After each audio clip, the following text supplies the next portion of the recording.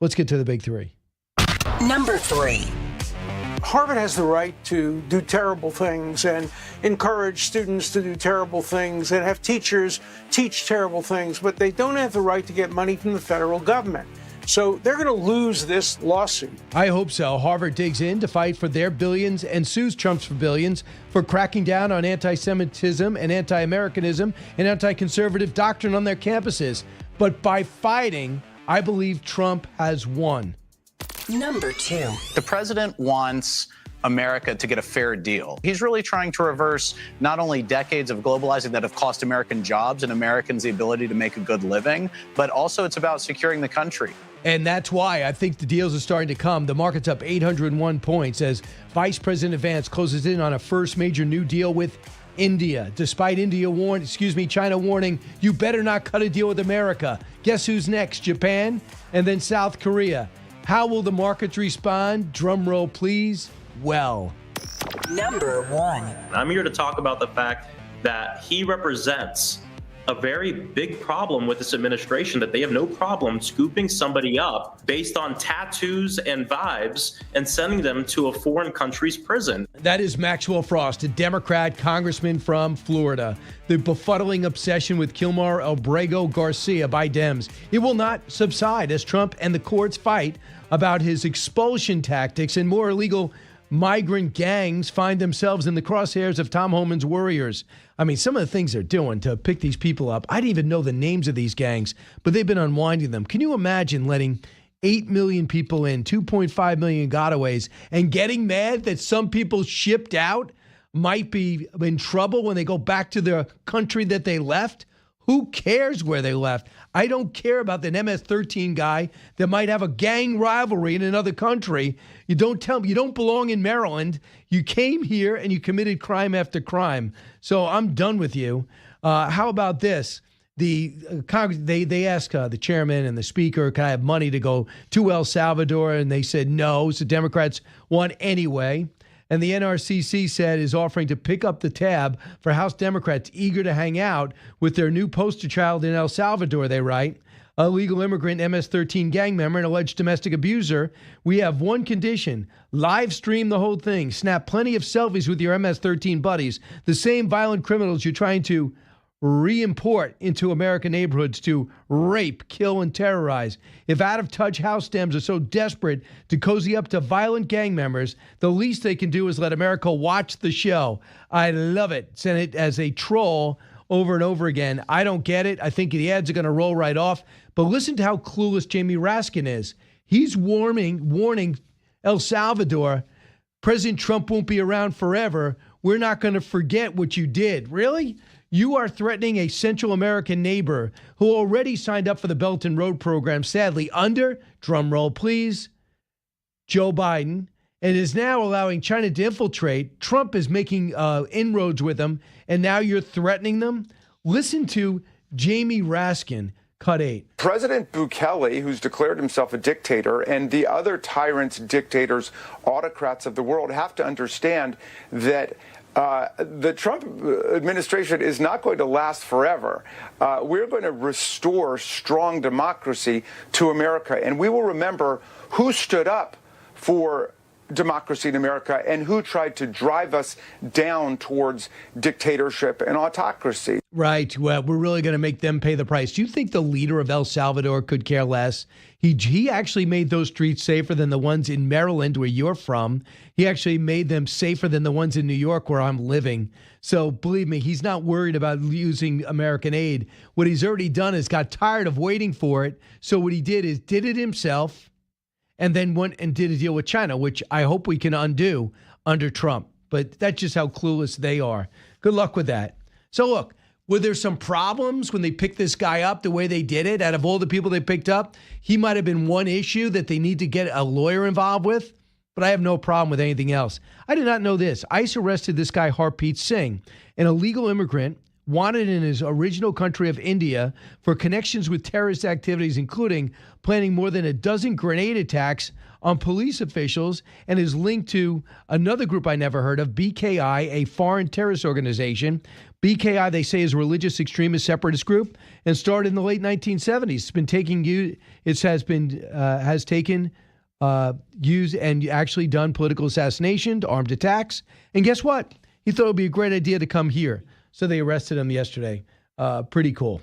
So that's where we stand. In terms of shipping them out, getting them out legally, Jonathan Turley weighed in last night just on these cases of TDA and MS-13 and what the holdup is right now because it was frozen on Saturday night, cut 11. You are going to need people like Chief Justice John Roberts and Barrett. You're going to need them for major cases that will define the legacy of this presidency. So there is a need to be cautious with these cases. And almost every case seems to go to the Supreme Court. Dana Perino just joins us in studio, according to our reporters on the scene. She's from America's Newsroom, co-anchor of The Five, and out with a brand new book today called I Wish Someone Had Told Me, the best advice for building a great career and meaningful life. Never been in a gang, though, right? No. No I gang. was trying to think of something clever. No, I was not in a gang, and I have no tattoos. Do you? You want to show me? Gen X has no tattoos. Right, Gen X? You Gen X? Well, yes, aren't you? Yeah, I think I am. Yes, you are. Quick We're the thing. same age. Don't we have the same birthday? Like around? Are you May 9th? Yes. May 7th. There you go. There you go. Couple of things. Do you believe that? I thought that was so funny what the Republican Senate committee did and said, do me a favor, we will pay for the Codell for those House members. Yeah. If you take printed pictures and do some selfies with TDA and with MS-13 down in El Salvador. Doesn't it seem somewhat, I watched you last night, doesn't it seem somewhat surreal that this is still like the lead story everywhere? It is. It's one of those things where I think, I was thinking of the phrase, never meet your heroes. Okay, because sometimes you'll be disappointed. But I was thinking about it this way, because Gutfeld's been saying on The Five, why do the Democrats always pick the least favorable people, or the least likable people, or the least of us, right, to be the ones that they champion? George Floyd. Yeah. He had another one, too. I can't remember the name. Michael Brown. Yeah, Hands Up, Don't Shoot, that turned out Jussie Smollett. Yep. And then they go to the mat for them. And then they get embarrassed, and then, well, okay, then they just move on to the next one.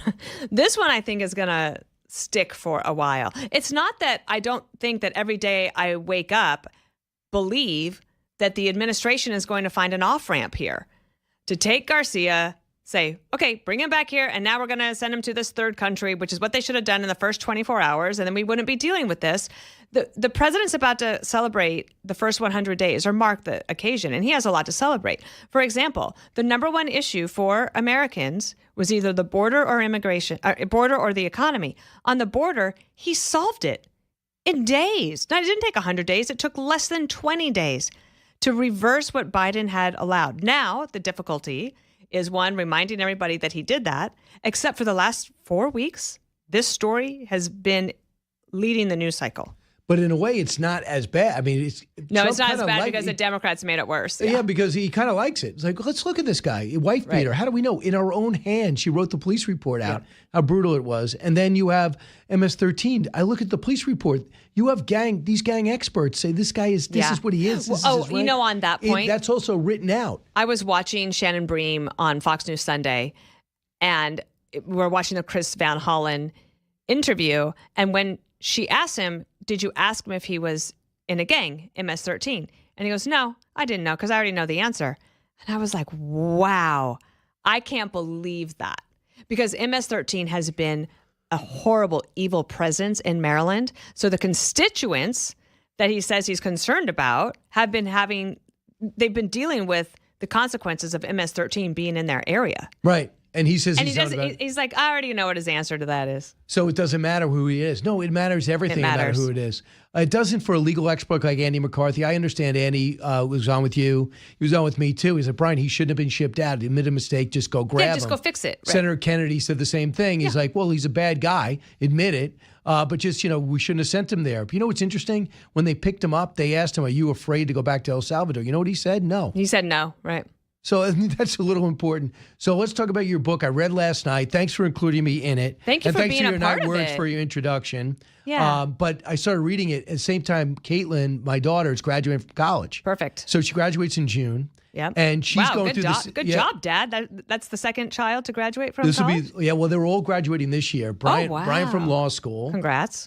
Kirsten from getting her master's in education. Wow. And then Caitlin's going to get Caitlin's the youngest? The youngest. Oh my gosh, life goes by fast. Yeah, I thought there was still one younger. Okay. No, I'm sorry for rushing her. But no, she's going to be out soon. You would, I'm biased, but unbelievable personality. But she's the one who didn't know exactly what she wants to do next. And that's why Gutfeld's description was really interesting because, don't say follow your passion. Find out what good people are. You meet good people when you go out and get involved in things, and then you work your way through. Don't look to get your career right away. Also, what Mike Rowe said.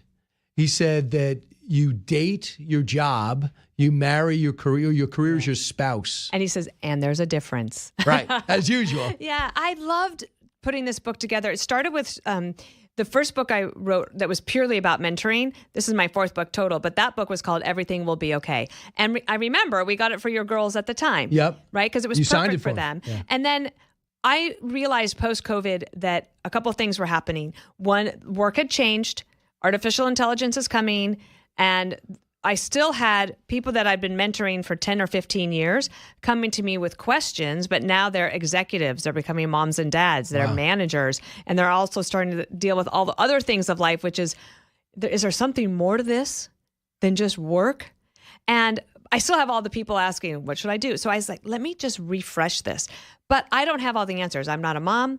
And also, I did not want this book solely to be for young women. I really wanted to broaden it out so that it was for men and women. So I went and asked people like you, Mike Rowe, Trey Gowdy, Jesse Waters, everybody from the Five participated, everyone on Fox and Friends, Charles Payne, for example. Dierks Bentley is a friend of mine, have him in there. Paul Morrow, who I think is an incredible addition to Fox News, but was been one of our best friends.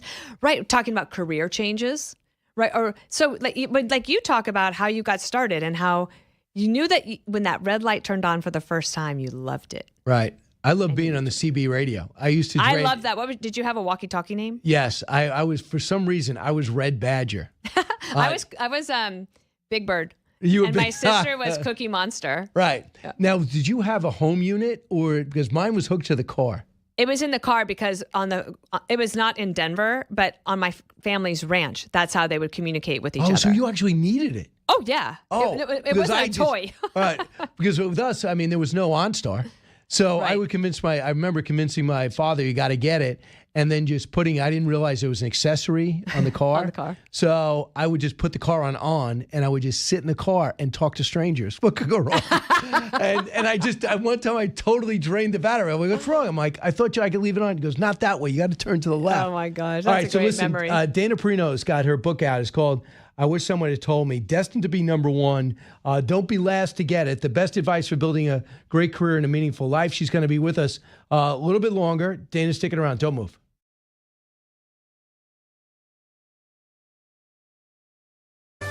Welcome to El Salvador, home to breathtaking sunsets, world-class surf breaks, and gangbanger Kilmar Abrego Garcia. El Salvador is the destination for Democrats seeking the thrill of bringing violent, criminal, illegal aliens back to America. That is a little of the ad that was just put out by Republicans who can't believe they're in this fight. Dana Perino is here. Her book is out. I Wish Someone Had Told Me, the best advice for building a great career and meaningful life. Dana, do you like the sarcasm? Am I correct on that ad? I thought it was hysterical. Yeah, it's fantastic. But you know what I like about just getting back to your book for a second? I like the fact that you're doing this, and I'm sure you figured this out on graduation. And it's not so much high school. High school's June in New York anyway, Northeast, but May. That's when people usually get out. It is, and there's two things. Everybody has that end of school feeling and that back to school feeling, and that lasts your entire life. And so because this book is not just for people who are just graduating high school, it really, for me, I think it's for ambitious high schoolers through to like age 40, 45, men and women, right? And I also think that it's good for managers of younger people because we don't have all the answers when we get older, and you have to have some sort of fresh ideas to pass along. I was really impressed with, for example, Greg Gutfeld's advice. I think that it's very, very good. One of the things I asked him about was what it was like to be fired so many times. And he talks about how it was always blessings because he would take risks. He got fired. It's like, oh, okay, well, I'll pick myself up and move on and be able to succeed. And he has wildly. So there's a lot in there for people, not just graduates, but certainly May is a time when people start to think, all right, I'm ready for a little self-improvement and a kick in the pants. So Charles Payne is a fascinating story too, right? Unbelievable. He grew up and it was relatively middle class. His parents get divorced. Well, they were his military family. Military family. Yep. And he, when he was a young kid, until he was about 11 or 12, he used to wear a suit to school.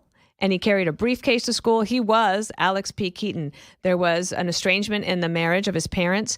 And one day, and he talks about this in his own book and his life, his dad had some PTSD from Vietnam, and there was some trouble in the marriage. The mother one day tells the boys, Charles and his two brothers, it's time to go. And she drove them up to Harlem. And they lived in one bedroom, all four of them together, in a 2-bedroom apartment of her mother's. And all of a sudden, he found himself going to school in Harlem. And he talks about how trying to hide his light, right? That the worst thing you could do was to seem smart. So he dialed things back. And education to him is so important. And I really love talking to him about that for his He was also book. fearful of safety. He said it was a really rough neighborhood. And he understood both sides of it. And he also talked about like his first job was one where he was working in a bodega, and the guy gave him a ton of responsibility, and he loved it. But he had to deal with bullies every day. I mean, amazing things that he came through in order to be our colleague today. Right, and you got to see how hard he works to prepare for the investment advice. And how much he gives back. You know, that's another part of this book. I did a large chapter called "What Do You Do Afterwards?" Like, how do you make it meaningful? Like, he's a volunteer for the Boys and Girls Clubs of Harlem, and it's amazing. Absolutely. Dana Perino, some more time, quality time with her. Big day. I wish someone had told me.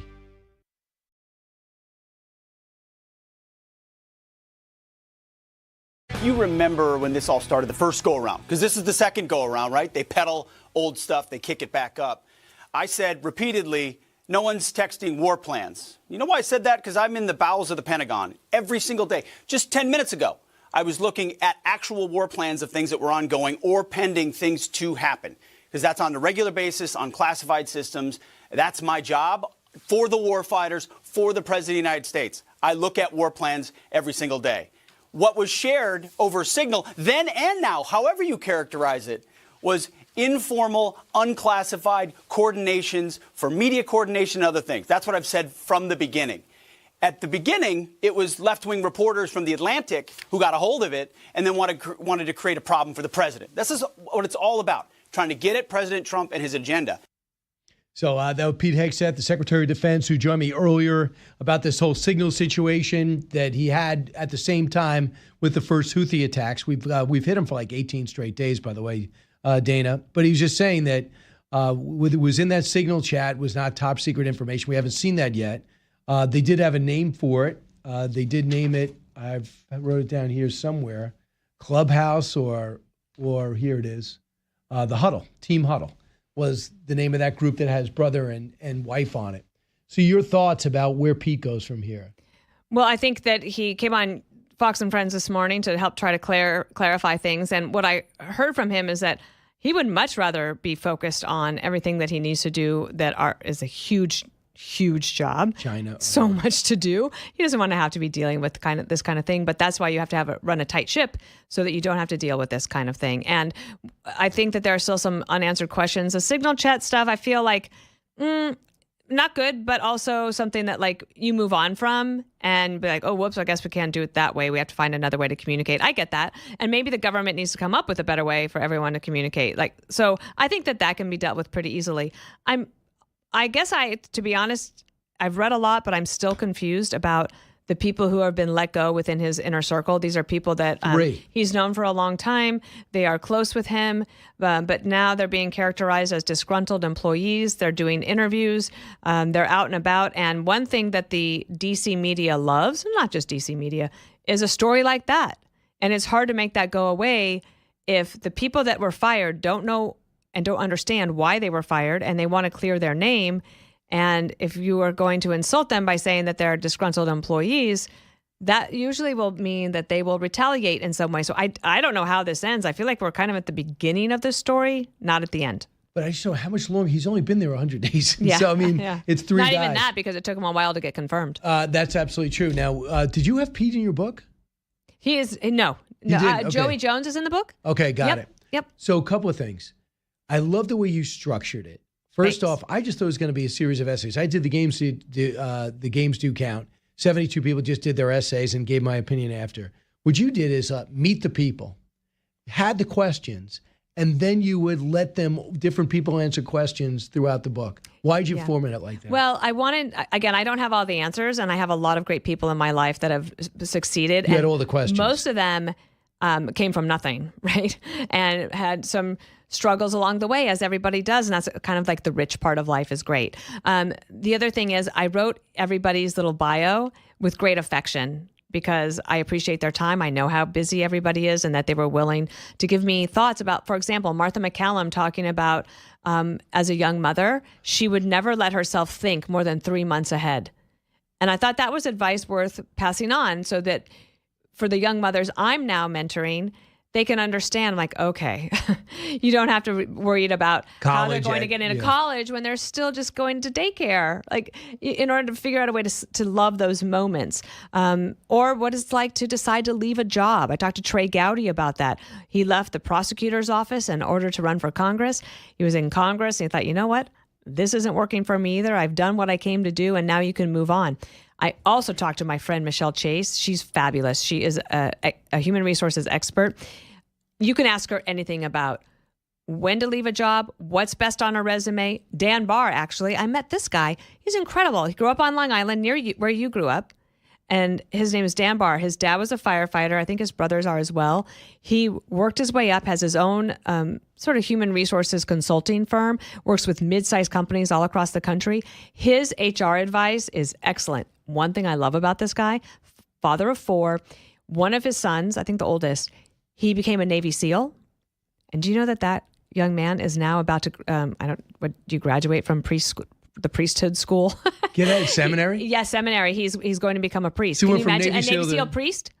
That's unbelievable. I've never heard of that in my life. I said, that's a great character for a book. Oh, my goodness. As Peter said, my husband, he said, yeah, he could kill you, but he won't. That's a great slogan. What about Jimmy Fallon? Oh, yeah.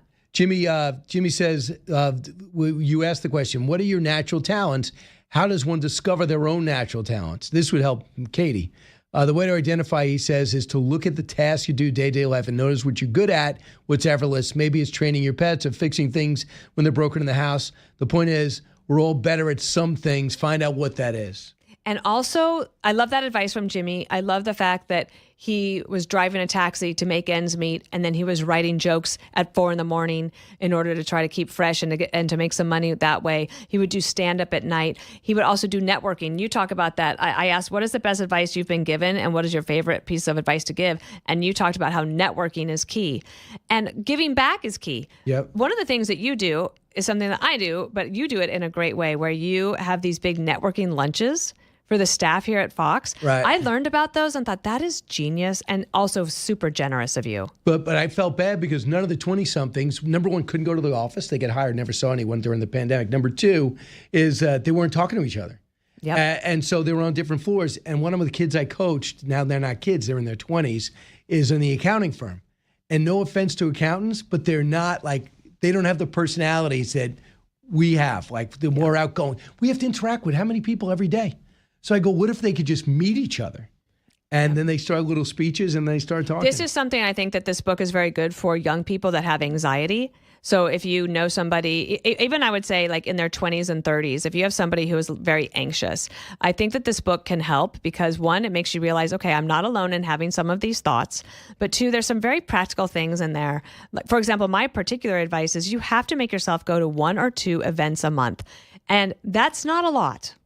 Okay, a month goes by pretty quickly, but if you are planning to get out there, you have to have something. And one of the best questions to start off with at an event like that is, hey, tell me, how did you make your first $1? Those are great That's questions. a great question. But let me ask you, how did you make your first dollar? My first dollar was probably, what was I selling? I think I might have been selling something. How did I make my first dollar? I think the first job I ever had was washing dishes. Literally washing dishes in a catering hall. I mean, there was no glory to it. The other thing, I got duped. There was this place called Pizzeria Uno. I'm like, wow, they go, I'm going to be a waiter for the first time, not a busboy, I'm going to be a waiter. So I'm waiting tables, and I'm like, noticing, I'm like, why are the pans? Is anyone here washing these pans? They go, oh, we take shifts. 3 of us wait the tables, 1 washes the dishes, and we rotate. I go, wait a second. So I had to wash deep dish pizza pans and then go out and wait on people. I was smelly. I was soaked. I felt like I was duped. I still haven't gotten remuneration for that, but it was kind of cool. People felt bad for me. I would just say, listen, sorry, I'm sweaty. I was washing dishes. They didn't tell me I had to do that. One of the practical pieces of advice I have in there is I talk a lot about my personal relationship with Peter and how none of what I have achieved would matter at all without him. And I said something about our first date when we were in New Orleans after we met on the airplane. It was about 6 weeks later. And we went to breakfast and he was paying the bill. And I said, make sure to double the tip. And he said, what? And he hadn't heard this before because in England it's not as big a deal. I said, but I waited tables, and breakfast is the hardest meal, in my opinion, because people are very particular about how their eggs are cooked and their coffee and their toast because they want it exactly how their mom made it, and it's just annoying as can be. And the price point isn't that high. So the agitation for the waiter is higher, the service requirement is higher, but the bill is lower, so you get $1 on a meal. No, always double or triple the breakfast tip. So there's big, broad things like, be curious because that will help you in life. Be humble, but also double the tip. It'll make you better. But also, didn't you say to yourself, you felt attracted to him, you met him, but didn't you say to him you didn't know if you should follow through or not? Well, I knew I wanted to be with him. So just so the audience knows, he's 18 years older than me. He's British. I met him on an airplane. And I was working on Capitol Hill. I had a pretty good career trajectory at the time. And what I was mostly worried about was I liked the idea of the adventure of going to be with him. I was mostly afraid of what people would think about me deciding to be with a man who was 18 years older than me. And I was so obsessed with what other people would think about me. And then a family friend pulled me aside at Christmas and just tell me about him. What's going on? Tell me everything. And I said, well, I'm just sort of, and she said, oh, do not give up on this chance to be loved. It might be your only shot. And my biggest piece of advice that I pass on to everyone is that choosing to be loved is not a career limiting decision. It doesn't have to be. Right. It could can enhance make all the difference. Yeah. Yes. Your career might look different. There might be compromises in terms of where you live, depending on what your spouse does, but it has been the biggest difference maker in my life. Now, do you think Bill Belichick heard that story and that's what he's doing? Because he's dating a 24-year-old and he's 70. They look like they're having a lot of fun. They do really, don't they? She doesn't seem to care what anyone thinks, and neither does he. Right. And that's another piece of advice I remind people in here in the essays that I write for the book, is that just when you think that everybody else is thinking about you and judging you, you have to remember they're not. Because they're thinking about themselves. It's just human nature. You always think about yourself and how everything is going to affect you first. So Jerry Colangelo owns the Phoenix Suns, right? Okay. So I asked him when he was in my book, it's how you play the game. I said, if they went pro, they weren't eligible for it. So what was your own most indelible moment, right? And he said, well, I was a pretty good athlete, and it's in 7th grade, and they go, we're going to do layups. So I said, okay. So I let everyone line up on the right side. He goes, no. Who's ever on the right side, go to the left. Who's ever on the left side, go to the right. And he was the first to go, and he didn't know how to develop his left hand. So in front of, he says, maybe 60, 70 people, he blows the layup, and he goes, you're cut. He goes, you're cut. He goes, you have to develop, because you have to develop your whole game. Don't just think you're going to be a one-handed player here. He walks home, right? He practices every single day. He's going to show the coach up. He comes back. The same thing, nails the layup, does his plays, ends up being captain of the team, ends up being all the way through high school. He meets the coach again, and he tells the coach story. He goes, I don't remember any of that.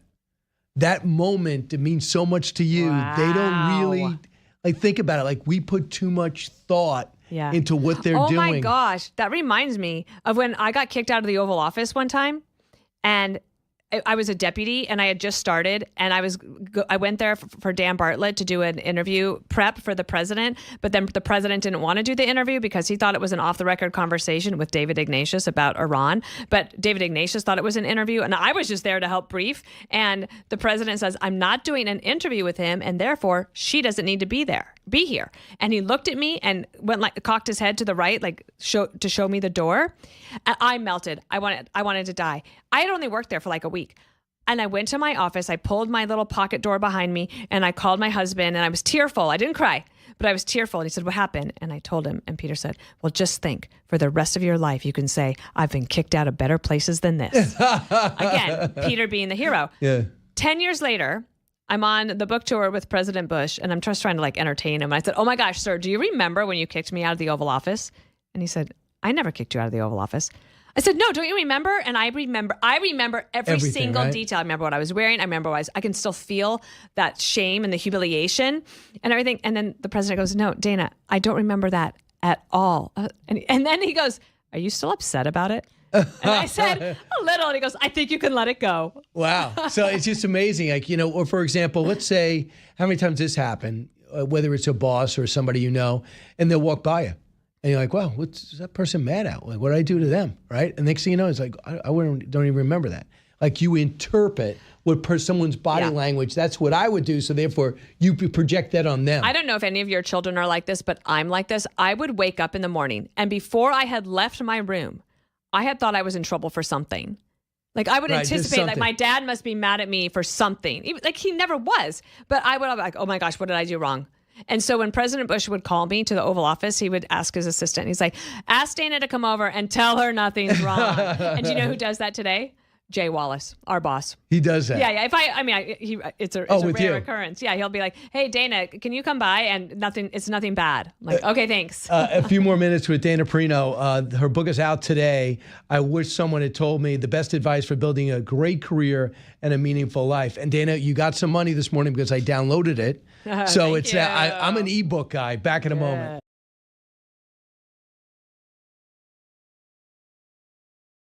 So a quick note. First off, special thanks to President Trump. Yesterday, Dana, I don't know if you know this, but my town is getting pressure to change the name Chiefs. My neighboring town, Warriors. Everyone in New York has got to get rid of all references to American Indians. Oh, I read about this. This is crazy. Yeah, so my town is fighting back. The other towns... What are they going to call it? Right. So, yeah, they're Smithtown? There's a name of Smithtown. Oh, my God. There's a Smithtown on Long Island. But they have if you have Warriors, Flaming Arrows, I'm not kidding, Chiefs, which is us, Braves, you have to change it. So Massapequa's been fighting back. When the president heard about it, he put it on Truth Social last night. So Bruce Blakeman is taking it. Hopefully it'll win over. So because I honestly think, when I got a chance to go to Massapequa, your town, remember, I've always said, that's one of the most patriotic places I've ever seen in America. And that's where Jonathan Diller had. Remember the big turnout for Jonathan Diller's funeral? Yes, that's Massapequa. Yes, I know, and it's a beautiful town. It has to be. I will always call it Massapequa. They will try to change. I bet you they're coming for the Indian tribe name next. Montauk is Indian tribe. Wanta, Indian tribe. Setauket, and it's crazy what's happening. I bet these Indian tribes don't want that. No, in fact, I contacted them, and they got in touch with me, and they say, we're fighting for Massapequa for free. When I was at University of Illinois Springfield, that was when they wanted to get rid of Chief Illiniwek. Do you remember? He was like the mascot for the the Fighting Illini. Yeah. And the legislature was like, oh, we can't do this. It's so mean to the Illini. And the Illini were like, no, actually, we love it. Do you know the Redskins? I know. You know that. Real quick, John Roberts is in your book. Yes.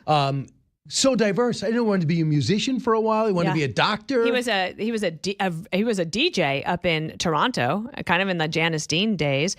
He worked in lumberyard. Yeah. He wanted to be a doctor, and then he was working for CBS News when I was a deputy press secretary.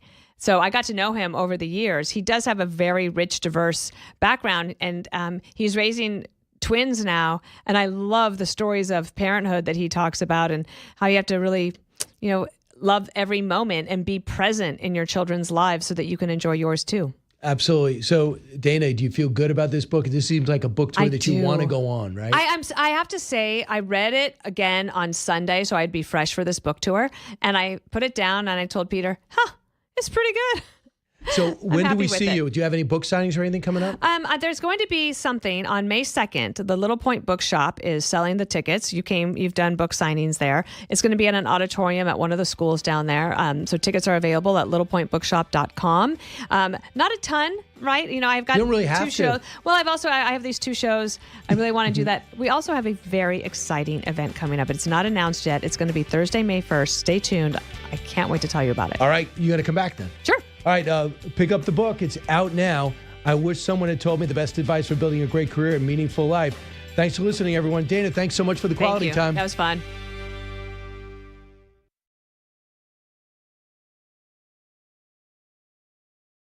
But it's my privilege to bring in one of the great leaders of our generation, Admiral William McCraven. Not only is he a retired U.S. Navy SEAL, a 4-star admiral, best-selling author, he serves as the 9th Commander of the United States Special Operations Command, and author of his brand new book, I imagine out this week, Conquering Crisis, 10 Lessons to Learn Before You Need Them. Admiral, welcome back. Hey, thanks, Brian. Good to be back. Do you feel like a retired guy? I stay kind of in the mix a lot. So, yeah, I do feel retired, though. I'm 10 years away from retirement, but I stay connected to the military community pretty closely. Well, when did you realize that some of the things that you trained on, that you taught about, would make great books for civilians like me? Yeah, I think what we've known a long time is that the leadership qualities that you learn in the military, they are transferable. When I retired from the military and I ran the University of Texas system, the things you learn about leadership, about honesty and integrity, having to deal with issues, those are perfectly transferable. So the leadership qualities, I think, will pass wherever you go, whether you're a CEO or whether you're having to deal with your own personal issues. Leadership qualities are leadership qualities. And what did you try to get across in this book? Because there are people who are in crisis, whether it's personal, financial. Right. It doesn't necessarily mean your type of Navy SEAL crisis. Yeah, so what's fine with crisis leadership is it is different than day-to-day leadership. Again, some of the same qualities that you're going to have as a day-to-day leader are going to play out. Again, you need to work hard. You need to have integrity. You need to be honest. You need to listen to your workforce. But crisis leadership brings a whole set of different problems. So you find in crisis leadership, your time is constrained. Your resources are constrained. You may have lives on the line. Everybody is watching. So all of these things make it just more difficult to lead in a crisis. And what I bring out in the book is I give the readers of the book, hopefully, tools that will allow them to deal with these crises. You always have themes too. I mean, I downloaded the book to put more money in the McCraven Fund for put your grandchildren in college. But you talk about the first reports being wrong. Napoleon was the first one quoted. That's in military and in life. So things might not look as bad as they are when they're right in front of your face. Right. Yeah, this is, we see it a lot, certainly in combat. As a leader in combat, invariably I would get reports coming from the field. And it's not that people are bad, but sometimes they downplay or they don't have the full scope of what's going on. And you have to be very careful about when a first report comes in, taking it at face value. You want to make sure that you spend some time and verify the facts before you make some sort of declarative statement. And what you find a lot of times is CEOs, they get the first reports in and they say, hey, look, everything's fine. This is not that bad. And then little by little, more of the facts come out and it looks a lot worse than it is. Invariably, crises, they don't get easier over time. I tell my class, I teach a class at UT, and I talk about the second law of thermodynamics in kind of a laughing sort of way. And I said, look, the second law of thermodynamics in layman's terms means, everything gets worse over time. Everything, deteriorates over time. So if you don't do anything about a crisis, it's not going to get better. It's not going to go away. You have to address it head on. Some people look at, they're naturally human beings. A lot of times you don't want to deal with it. You procrastinate, right. You put it aside. Worst thing you can do. And how do you, can you give me an example, which you use in that chapter? Yeah. So, if you think about a crisis, I tell folks it's a little bit like a forest fire. Right. When a forest fire is moving quickly, what you have to do is you've got to go after the forest fire at the greatest point of threat. And you can't just take a bucket of water and drop it on the forest fire. You've got to put all your resources against the most, the part that's the most risk to you. Now, again, whether you're a CEO, whether you're dealing with this personally, the way you have to do this is you take all your resources, you confront the issue. You also have to stand before the public or your rank and file and tell them exactly what's going on. If you try to marginalize or minimize the nature of the crisis, it's not going to turn out well for you. The truth eventually comes out. So part of this is face it head on, be truthful about it, tell your rank and file, tell the people that are watching you that you got a plan to get through it. If you don't do that, the crisis will just go on longer. So let me ask you this, Admiral McCraven. If the pandemic dropped in your lap and you were the president or the head of HHS, okay, we have the benefit of hindsight. Sure. It was bad. So you say this, it's common. We've never seen anything quite like it. Right. My feeling is what I hated most about the leadership for everybody was they would never acknowledge that they have to redirect and misstep. Right. We don't need masks. We do need masks. Don't worry about it. Let's move on. Live your life, but don't live your life. Shut it down for 2 weeks, but it's been 2 months. Stop asking questions. I always thought that was the most anti-leadership moment that I have witnessed over the course of 4 or 5 months that hopefully I'll ever experience. Did you notice that? Yeah, of course. But this is the thing about crisis. And this sometimes. is two administrations. Yeah, of course. Yeah, this is independent of the administration. The fact of the matter is, sometimes on a long crisis like that, the pandemic, the facts on the ground can in fact change over time. Particularly with something like this, where you don't know the nature of the coronavirus when it first starts, because we hadn't had to deal with that before. But at the end of the day, you have to have people that stand in front of the American people in this case and say, here's what we know, here's the facts, and we're going to let the facts drive our recommendations to the American people. I would love to have heard that at one point.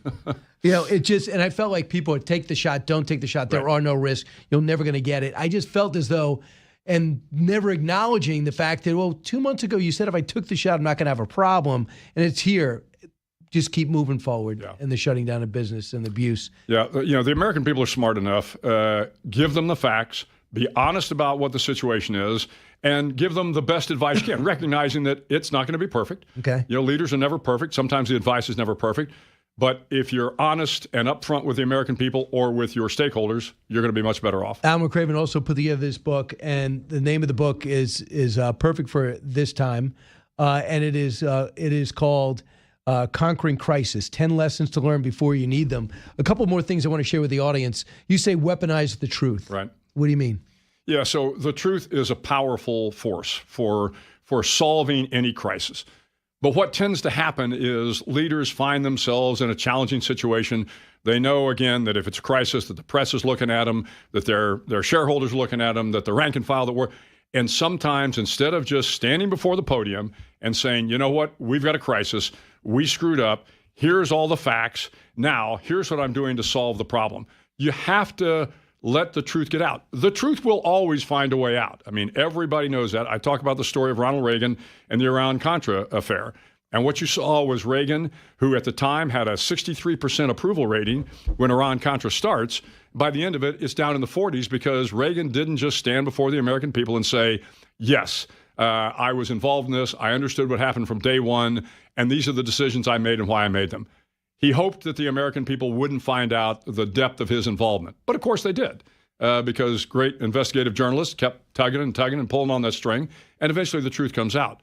So as a leader, get the truth out fast. Confront the issue. You're going to be much better off. As opposed to the Bay of Pigs, where JFK said, we screwed up. Right. Even though it was an old plan that Eisenhower left behind. But he said he took responsibility for it.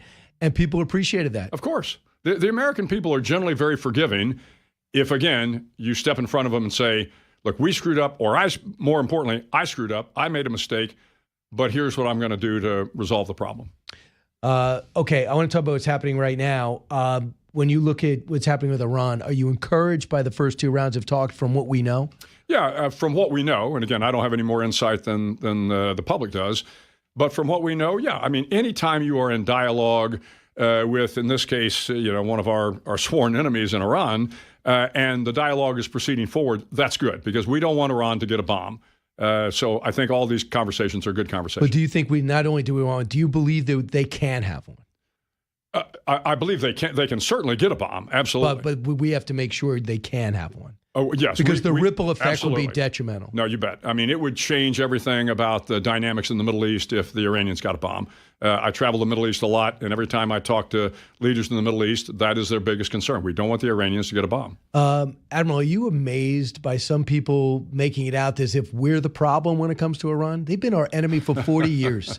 I am amazed at the twisting of reality. All of a sudden, it's like, well, if we weren't so aggressive, what choice do they have? What are you talking about? Yeah. That sort of Iranian apologist doesn't set well with me. I mean, the fact of the matter is I've been in and out of the Middle East for most of the last 40 plus years.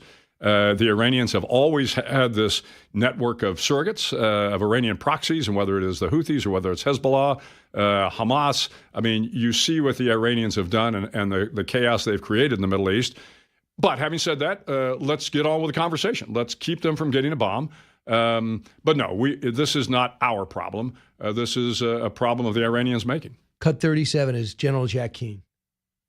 The Israelis, if they had to, would do this alone. They don't want to do that because they want to be supported by the United States. I think Prime Minister Netanyahu and President Trump are really on the same page in dealing with Iran. The president wants to see if Iran will voluntarily do this. If not, he would likely support, with U.S. capability, an Israeli-led attack and give Israel the bombers that are necessary to help destroy these targets. Yes, so that would likely be a joint operation. So General Jack Keane looking at, the Israelis in 1980, they didn't wait for us. Reagan told them not to. They did it anyway. They took out Iraq's nuclear program. Didn't George Bush was asked to help them take out Syria's nuclear program? You might have been asked. And when they didn't, the Israelis acted on their own. From what you've seen, is there any doubt that the Israelis were prepared to act on their own? Yeah, I mean, I don't think that that they would hesitate to act on their own. The problem is, Brian, a lot has changed in the last decade and certainly 2 decades. The Iranians understand that there is always potential of strikes against their 2 main facilities. So, again, open source, they have dug down deep. The centrifuges that are spinning are pretty far down.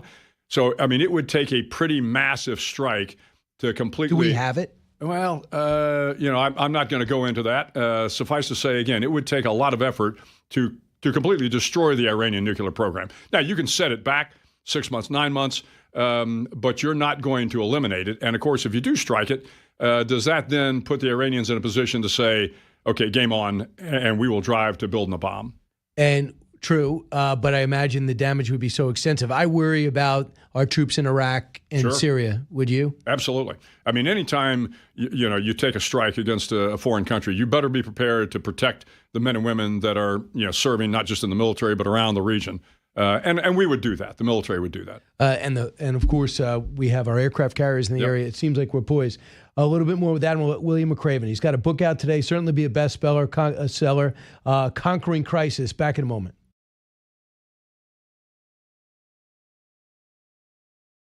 Indo-PACOM faces a confluence of challenges.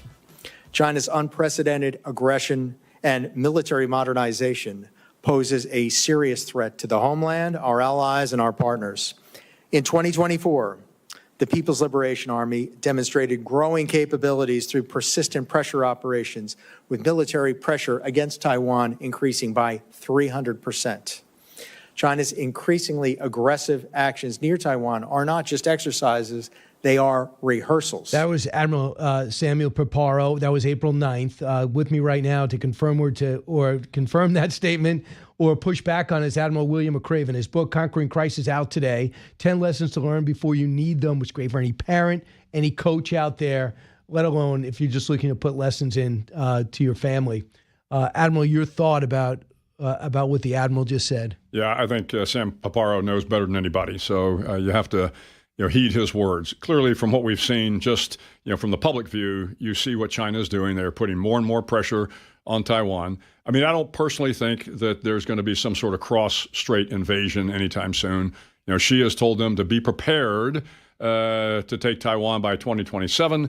I think that's just have the military prepared. But the more exercises you see and the more pressure that begins to be placed on Taiwan, this is something we clearly need to pay attention to. How do you stop it? Well, I mean, this is there something we could sell them to get them ready to fight back?